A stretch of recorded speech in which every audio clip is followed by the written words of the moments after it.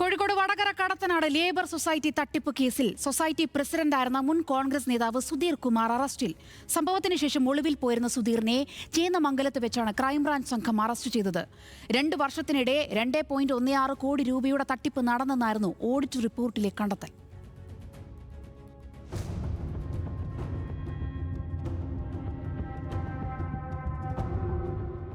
കഴിഞ്ഞ മെയ് 29-നായിരുന്നു കേസിനാസ്പദമായ സംഭവം. സൊസൈറ്റിയിൽ നിക്ഷേപിച്ച 22 ലക്ഷം രൂപ തിരിച്ചു കിട്ടാത്തതിനെ തുടർന്ന് തിരുവള്ളൂർ സ്വദേശി ഇബ്രാഹിം ഹാജി ബോർഡ് പ്രസിഡന്റായിരുന്ന സുധീർ കുമാറിന്റെ വീട്ടിലെത്തി പെട്രോൾ ഒഴിച്ച് തീ കൊളുത്തുകയായിരുന്നു. ഇബ്രാഹിം ഹാജിയുടെ മരണത്തിന് ശേഷം നിരവധി പേരാണ് സൊസൈറ്റിക്കെതിരെ പരാതിയുമായി രംഗത്ത് വന്നത്.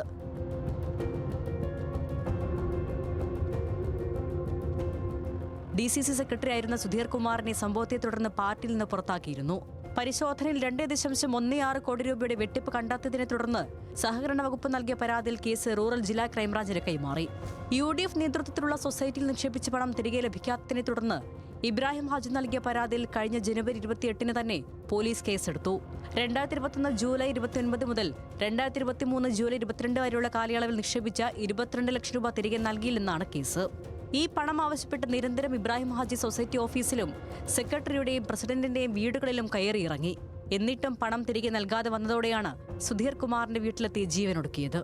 സംഭവത്തിന് ശേഷം ഫോൺ സ്വിച്ച് ഓഫ് ചെയ്ത് ഒളിവിൽ പോയിരുന്ന സുധീറിനെ ചേന്നമംഗലം വീടിന് സമീപത്ത് വെച്ചാണ് ക്രൈംബ്രാഞ്ച് സംഘം പിടികൂടിയത്. കേസിലെ മറ്റു പ്രതികളായ ബോർഡ് അംഗം റിനീഷ്, സൊസൈറ്റി സെക്രട്ടറി പ്രീന എന്നിവർക്കായി അന്വേഷണം തുടരുകയാണ്. ന്യൂസ് മലയാളം, കോഴിക്കോട്.